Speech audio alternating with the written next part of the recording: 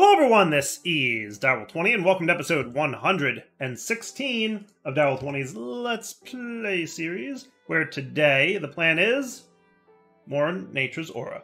I want to get into actually using the aura in the environment to do something cool, and to start with that we're going to need to make the natural altar. So there's a few things to note about Nature's Aura. Number one, there's ways to use the aura. So the aura is all around us, it's magical, we can use it up, and then it's depleted, and that's bad. So then we have to recharge it. And there's many ways to create aura. And there's a natural amount of aura that exists, and you can go above and beyond that natural amount in many different ways. And there's one way to watch that, and that is with the environmental eye. So we're going to want to make one of these real quick. We need 2 gold leaf, a spider eye, and a gold. Okay, so that shouldn't be too bad. A gold and a spider eye. And 2 gold leaf. Okay, and then we should be good to go with that thing. Cool. So let's do it up. 2 gold leaf, a gold and an eye. You know what? I'm gonna get rid of this rain just because rain bugs me to no end. I could throw one of those whatchamacallits over there, but meh.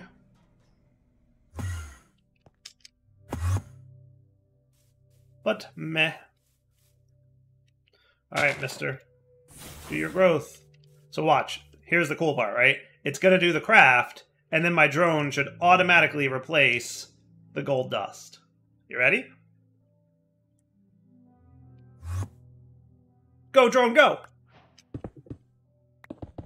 Good job, drone. Look at him go. We set that up last episode, in case you missed it. Hey, look, on the top left, I can now see how much aura is around. Right now, our aura is right smack in the middle, which means it's balanced. You can go above that middle point if you supercharge your aura, and you can drain it below its current level if you use too much of it. And we're going to see the effects of doing those in the following episodes, because by doing different things to the aura, you can cause different effects to happen. And you can review some of those effects in the Aura Imbalance chapter. So you can see like what happens in the event that you've, overcharged or undercharged your aura. Cool? So one example of an aura effect is if you push the aura above the 2/3 mark, so like way up here, animals nearby, if you use Powder of Fertility, will automatically start breeding, and eggs will automatically hatch without having to be thrown. Pretty cool. And you can just craft some Powder of Fertility, and that basically sets the area around it. The way these powders work, you can read in the Effect Powder chapter. Basically what it says is you place this powder on the ground, like right-click a stack of it, and the more items in the stack that go into the block that you click, the larger the range. So you basically define the range of it, and then you're cool. So let's start first off by doing some progression, right? So like we need to harness the aura, and the first thing we want to look at is the natural altar. This is what's going to allow us to do a bunch of crafting recipes. So first off, we need to get some things, and the first thing we're going to need to get is the natural altar itself. So let's get one. Okay, we're going to need 3 stone, a token of joy. Is that the one I made? Gold leaf and gold ingot. Shouldn't be too bad. Is the token of joy what I got? Yes. Good job, me. Good job, me. Gold leaf. And 3 stone.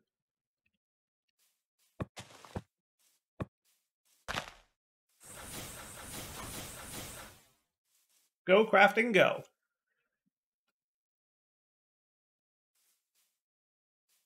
I really like this crafting mechanic. It's different. It's different, and that's what I like about it. It's like, hey, that's different. And then our drone does the cool thing, which is also super fun. Crafting, go. Huzzah! Look at that drone do his thing. It's funny because you can tell where in the program the drone was when he decided he had work to do. Because he places a couple blocks, and then he flies home, and then he places the rest. It's kind of funny. All right, I'm going to stick this guy. It doesn't super matter where you put him, but I kind of like to somewhat align by chunks when I remember to. So I'm going to do that. And you, sir, can give me a visual We're also going to need some golden stone bricks. We'll get those in a minute. Let's put you like here-ish. Does that look cool? Well, it's pretty cool. Maybe I'll put you in the corner of the chunk.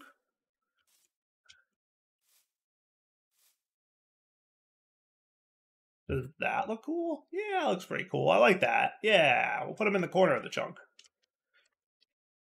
Nobody puts nature's aura in the corner. That looks cool. All right. So is there anything underneath that? Hard to tell.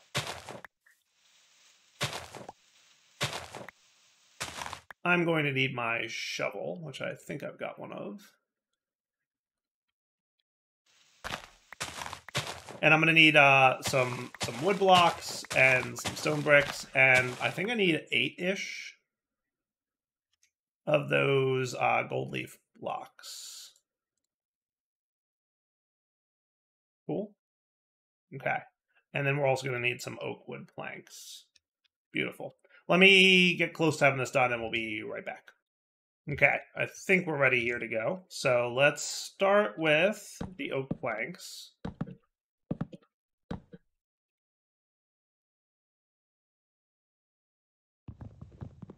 Okay. Are you right? You look weird. Maybe you're right. Yeah, no, you're right. Okay.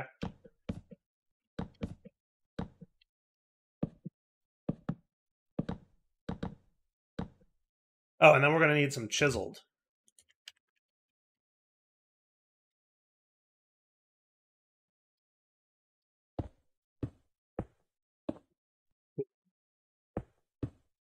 And I think this can be dirt, if I'm not mistaken, but we'll find out if I'm wrong about that.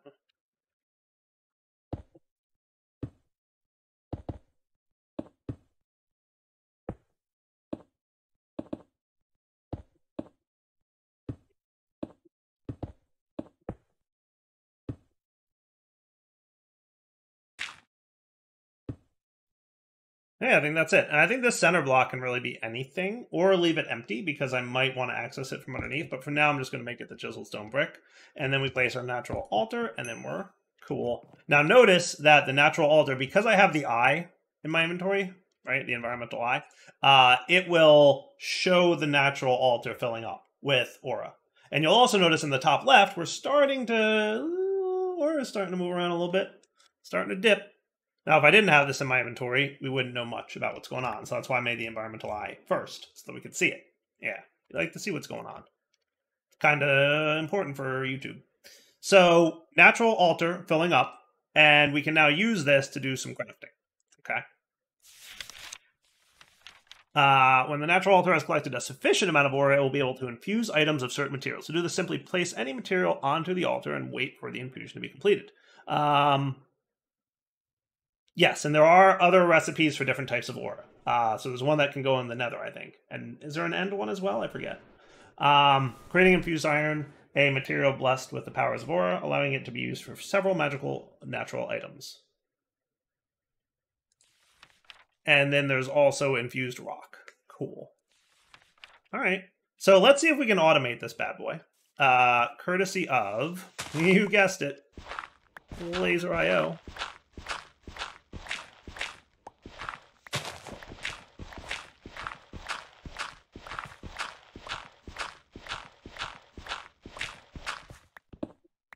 Because remember, we did not actually care what block goes underneath the altar, which means we can put a laser node down there.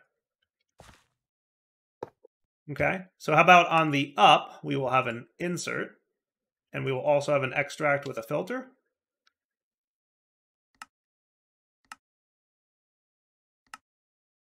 And your filter will have the infused iron ingot, because we know we can make that. And the infused, is it just called infused? It might be infused rock. Is that cool? Yeah, why not? Okay, so those are the only things we're allowed to extract from that bad boy. And we'll extract on orange. How's that sound? Works for me. And then over here, we can have a chest. And you on the up will extract And we'll filter. We'll say iron ingots and stone.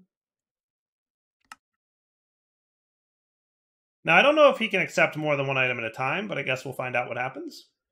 And that'll extract on the white channel, and then I want you to also insert on orange. Does that sound cool? And then get me some more cards.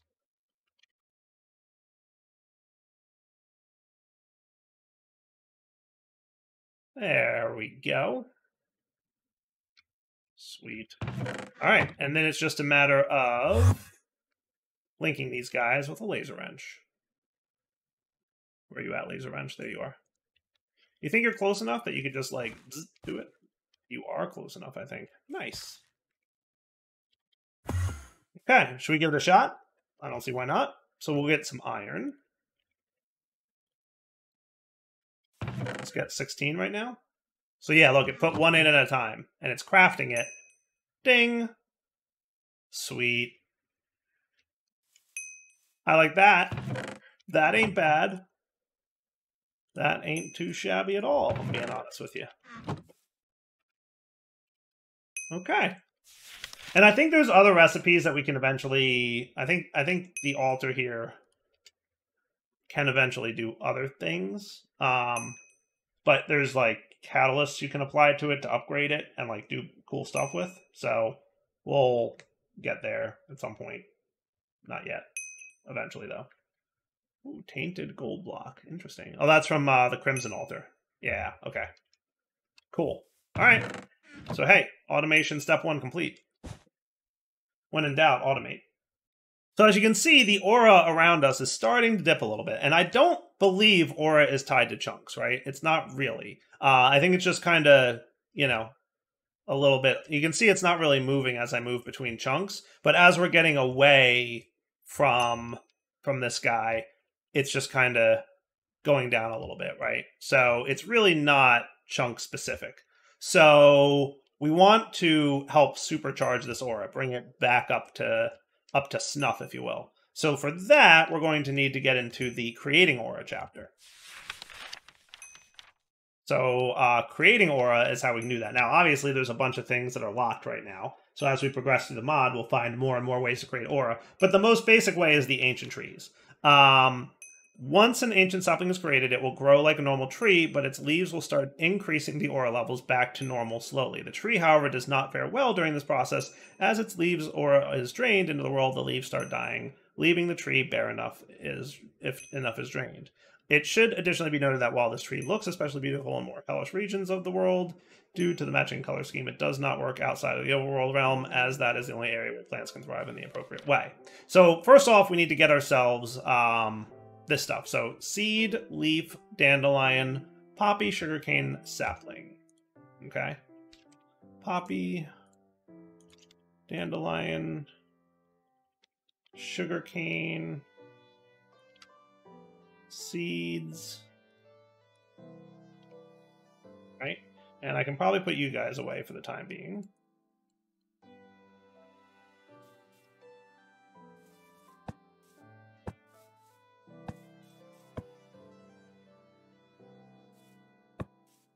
And I believe it was the gold leaf, which was the last piece of this puzzle.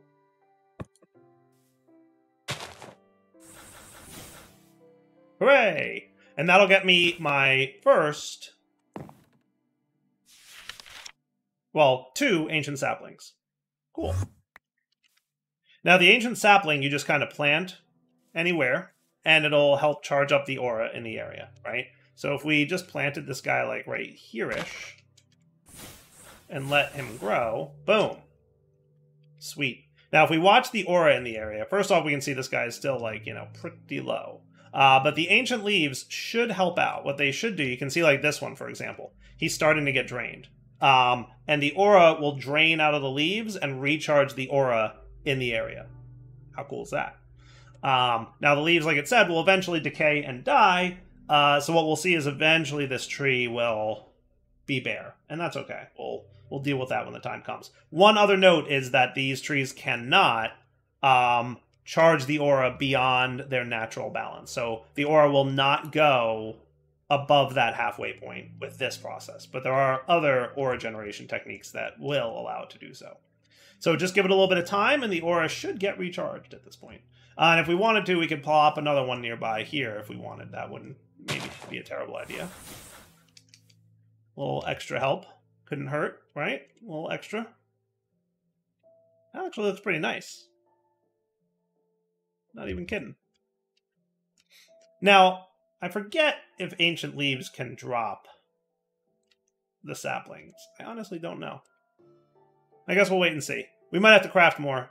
But yeah.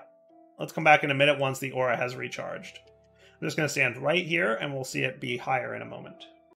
Alright, so look. Hey, aura is now recharged. Hooray! Didn't take long. A few minutes, and then boom. I don't know if any leaves have decayed just yet. Oh, look at that. There we go. Yeah, one of them's decayed leaves. Alright, cool. And I think they'll eventually, like, disappear. But we've got aura. Nice. Alright, so now that we've got some basics down, let's see. I think we should have unlocked some things. So I did this. Maybe I have to... You know what? I bet I have to... Hey, there we go. Iron Factory. Nice. Did that unlock some chapters for me? Like, are you cool that... Yeah, look at that. See? Told you we'd have some stuff unlocked now. Cool. So there's a few things I'll read about here and decide where to go next, because I kind of forget. Yeah, it's been a bit since I played with this mod. Alright, so here's a few things that we can use to create aura. The Canopy Diminisher. Yeah. So basically what this does is, it's a block that makes oak trees nearby only grow in their small form, and if an oak tree was gonna grow into its large form, it forces it to be the small form oak tree and generates a bunch of aura. That's cool. This block will eat flowers and turn them into aura, but you want to cycle through different kinds of flowers, because if you feed it the same one over and over again, it gets bored. And then the swamp homie takes any blocks around it that are covered in moss and removes it, leaving the clean block behind. For each block that it does this with, it generates a bit of aura and spreads it into the environment. Cool. And then there's the Rose of Oblivion that you get after you've killed the Ender Dragon. It starts spawning in the end, and if you drop an Ender Eye on it, it'll dump a bunch of aura into the environment. So I think something I'd like to make is an aura cache real quick. That looks like a good time. This is a way to store aura. I think all you need to do is place it on the altar and it'll charge it up. Nice. Alright, cool. And then the altar itself will recharge from the environment, and the environment will recharge from the trees. Beautiful. I like that. I really like the little progress bars that it shows and everything. That's very nice. And we can use this for some cool effects, by the way. We'll talk about in a bit. One thing I want to try, though, because I saw it, I got some cobble. And I made myself a quick Botanist's Pickaxe, which needs some ancient wood. Oh, I need to get some ancient wood. Excuse me, ancient bark, I need to borrow some of you. I'm assuming I can turn you into wood? Oh, close. How do I do that? That wasn't at all what I wanted to do. Ancient wood slabs. Oh, that's a weird way to make sticks, but okay. Well, I guess, or dictionarying and all that. Makes sense.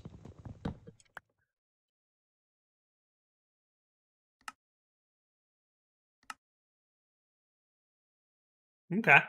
Now, the Botanist Pickaxe is an interesting one. There's a Botanist tool that uses infused iron, and you can read through some of them if you want. A bunch of different tools that do a bunch of different things. But what's interesting that I noticed about this one is apparently, if you right-click on it with this, it turns it into its mossy variant. That's interesting. That's cool. Now, if I hold Shift, nice. Notice what happened? It recharged itself. It drained out of the aura cache.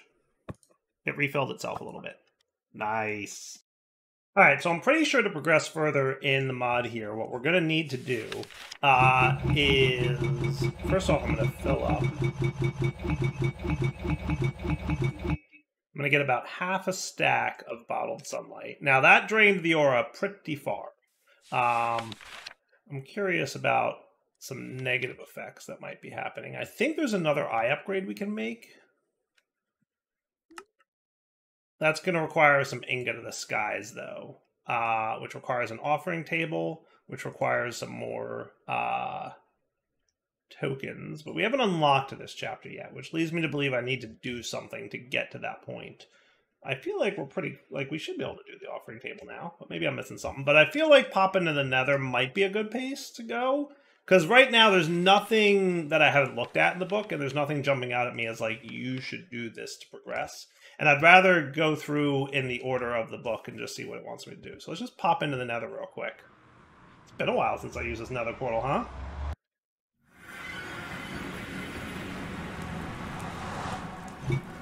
Hey, look at that. Spooky, scary skeletons. That is a little bit of progression.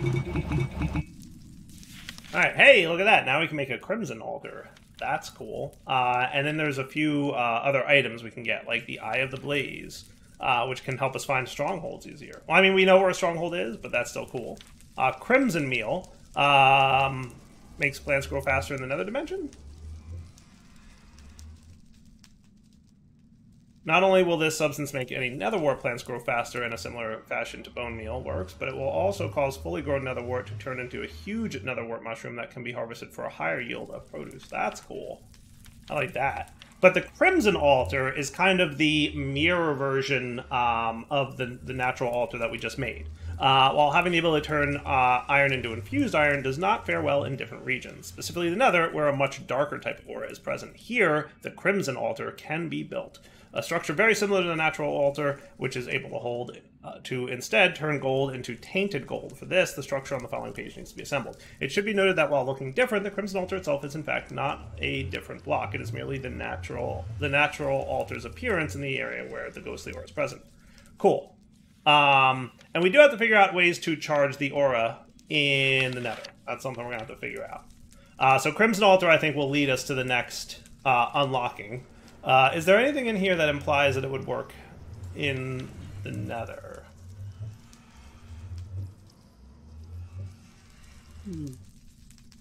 Swamp Homie might work. Maybe. Rose of Oblivion would probably work too.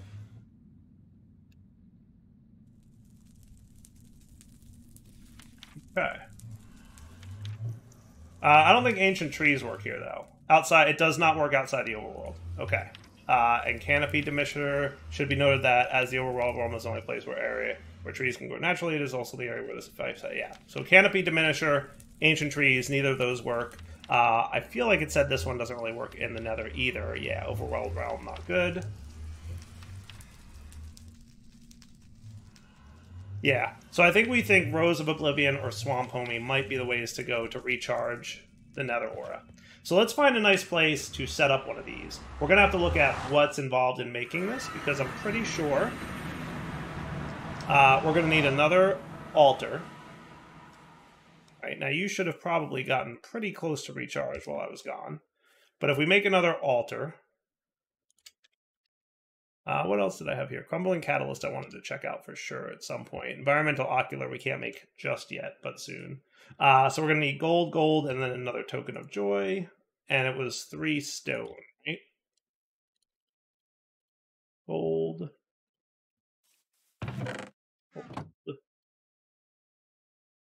Token of Joy.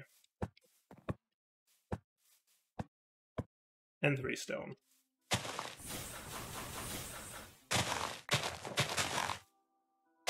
I should be using a different resource mechanic that doesn't accidentally bone meal the world around me. There you go, have fun!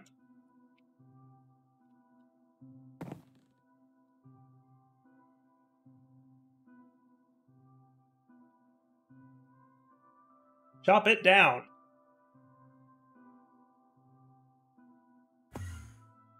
Hooray!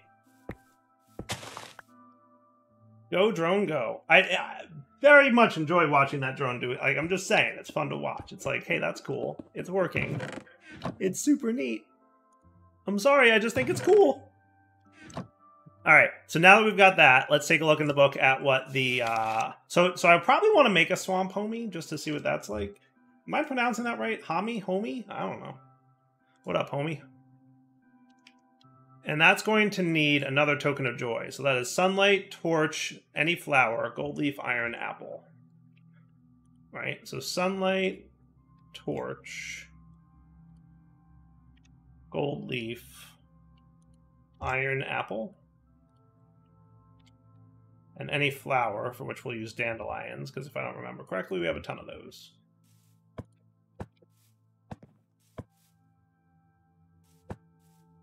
And you. And you. That looks like it's good to me.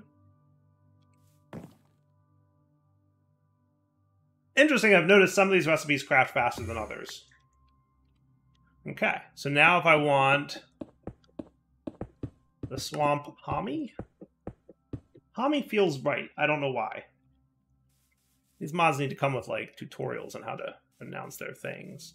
So in theory, placing this in the world, it'll consume nearby mossy and turn it into cobble. Great. Take any blocks around it that are covered in moss and remove it, leaving the clean block behind. For each block that it does this with, it generates a bit of aura and spreads it into the environment. I wonder if this allows me to supercharge it. It may not. It may not. Do we have more mossy in here? We have a bit. And I will probably want to do stuff. So let's get ready to make the altar in the Nether. So for this, we're going to need some Nether brick. And crimson planks can be replaced with warp planks. Okay. So I can use warped. So I don't think we have a lot of warped stuff, but we can get some. Or we can use crimson, which is... yeah. Okay.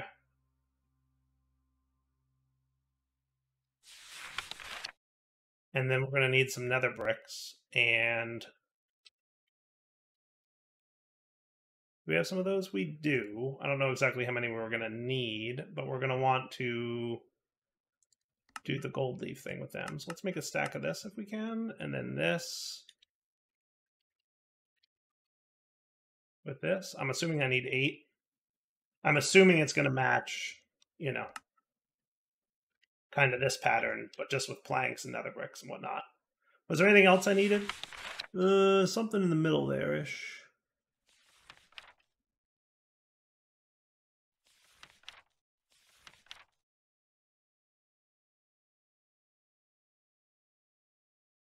What do you think those things are?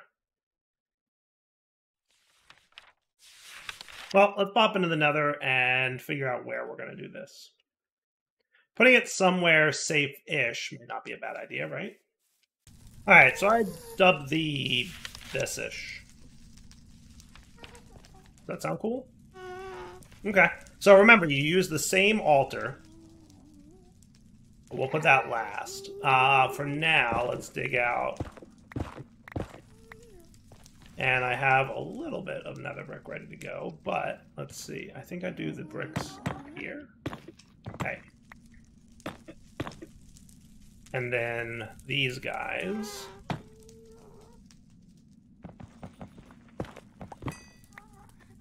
Okay, and then nether brick.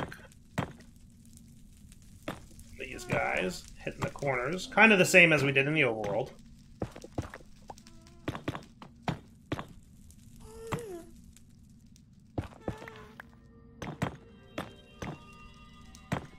Cool.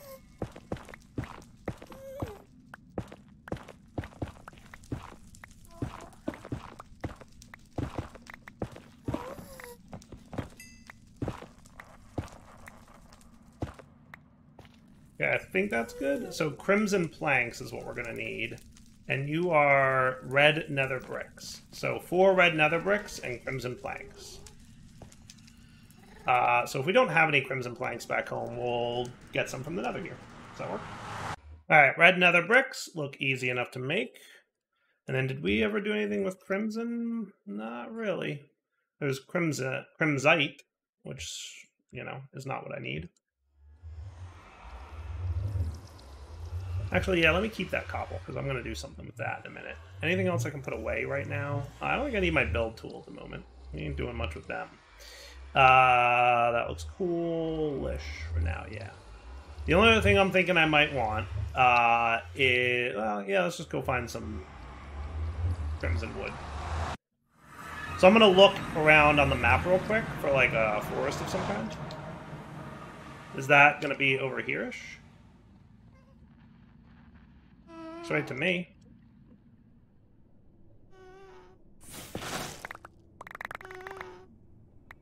Yeah? Okay. That'll do. And then let's, this... And then away.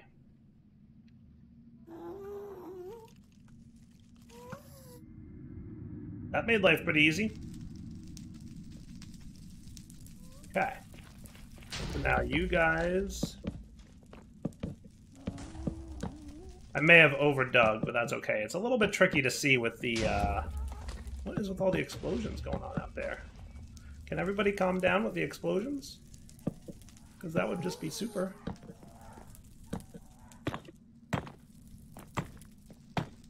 Excellent. That's what we're talking about. And boom. Cool. And now he's going to do the same thing with draining the aura to charge himself up. Now let's try this swamp homie thing. I'm not quite sure how fast or, you know, how good it'll work, but we'll figure it out. Let's fill in any gaps. That looks cool. Yeah, he is pretty quick. Okay. Now, in theory, I should be able to use my Botanist Pickaxe here. Now, that used a lot of durability to convert that cobble into mossy cobble. But then I can shift right-click it, and it'll recharge off my ore cache. Now, are you gonna, like... Is it smart enough to know that that's not cool?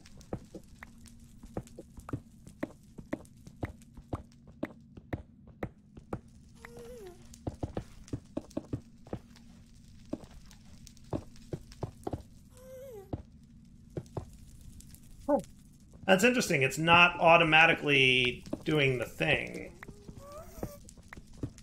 That's kind of interesting, actually. All right.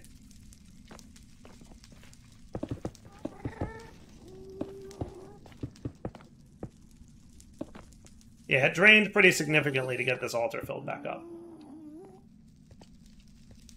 So what I'm going to try is the Eye of Ender thing, because I saw that that said it does, like, a lot of mana. So first, let's see if we have one of those. Second, if we don't, we go to the end and get it.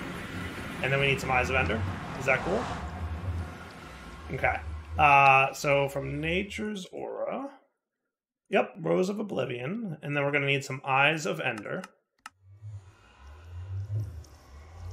And it's possible there's more of these. And it's possible there's not more of these. I don't know.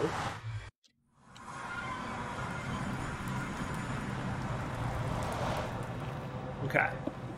So this is definitely one way to recharge the aura. It's slow, but it gets the job done. Now, Mr. Rose, can you be planted on Netherrack? I assumed not. But I think I've got some dirt that I assume I can plant you on.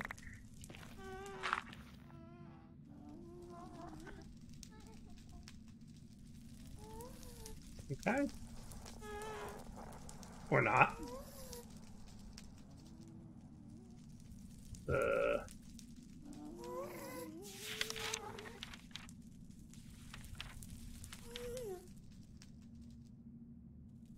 Yeah.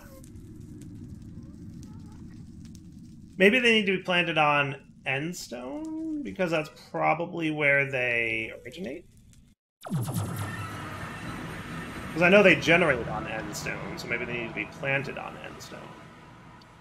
You know, that is a viable theory.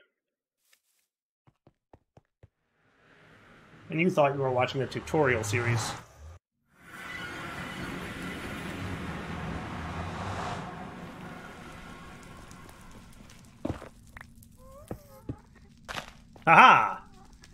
Alright, sweet.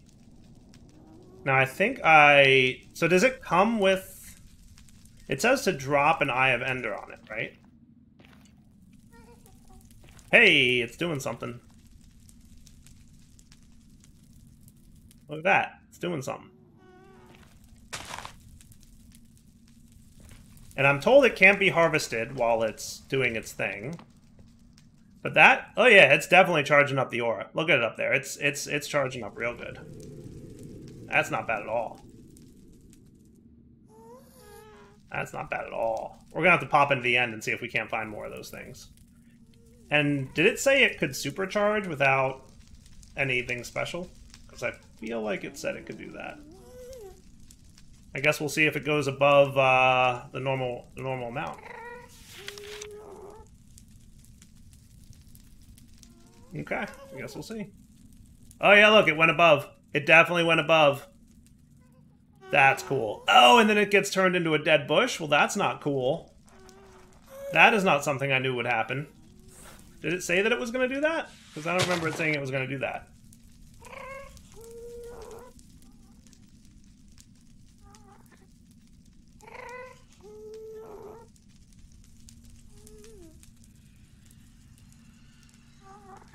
Alright, it never said anything about turning into a dead bush. I thought that was going to be repeatable. I learned just now that it is not repeatable. Pop into the end and see if there's any more of those hanging around.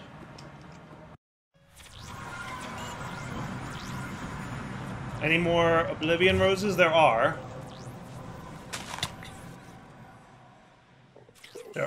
There is actually not an you know. Alright, chill out, Enderman. I didn't look at any of you. Like, for reals. You want to have a conversation about how much I didn't look at you?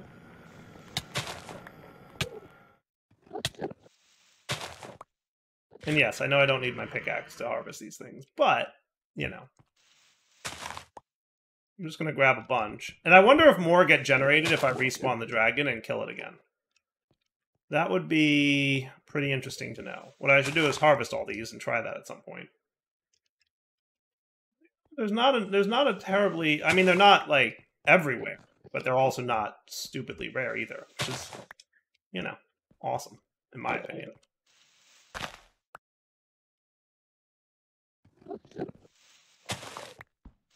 Alright, back in a minute. Let me just harvest all of these. And I'll be right back. I'll let you know how many I got. The other nice thing about this is because they're, like, blue, they really stand out against the background of the end, because the end is just so monotone. Like, it's very obvious where they are. Think I got them all. Alright, so we've got 16 in total at the moment. Oh, nope, I spotted one more. 2 more, 3 more!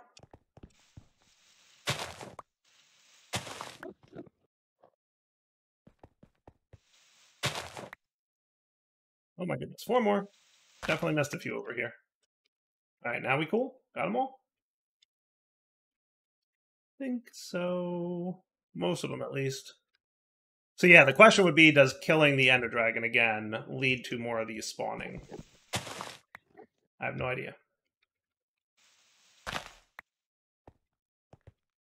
Oh, goodness, they just really do. They hide pretty good. Alright, out of here. So now we have a lot of aura opportunities, let's put it that way. Okay, so that's cool at least. So now we should be able to take some gold, and what I'll probably do is similar to what I did in the overworld one. I'll set up a quickie little bit of automation to craft with it.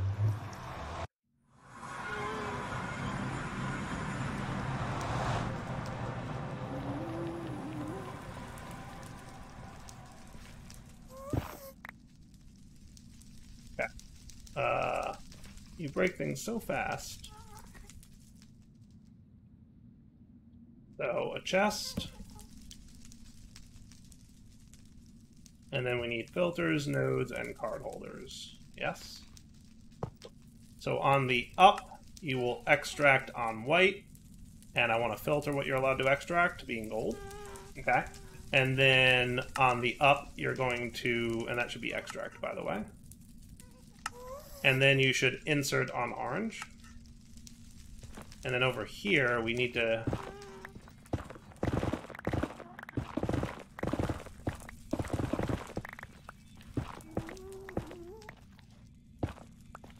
There you are. On the up, you need to insert on white and extract on orange. With a filter. You know, I could just deny list gold. That works too, so I don't have to go looking up what it makes. That works. And then you connect to you. Sweet.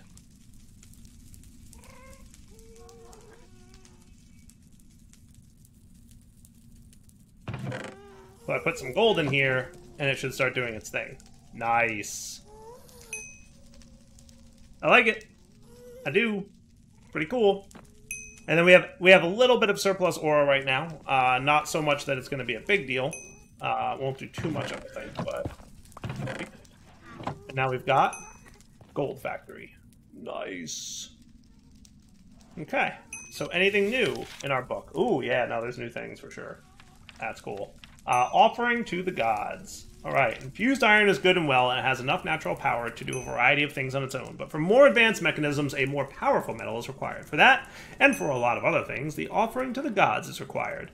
So, let's see. To construct the way to call the gods themselves, simply place down an offering table with some flowers around it. Then, to start an offering, place any amount of items you want to offer into a bowl on the table, and then throw down the item that will call the gods themselves, in most cases the spirit of calling, close to the table. The requested items will then, with any luck, rain down from the sky. Cool. So there's your altar. You're going to need a token of sorrow and fear, which, you know, is things you can make. Okay. And then spirits of calling. That's why we needed this. So you need tainted gold to make spirits of calling. Okay. Nice.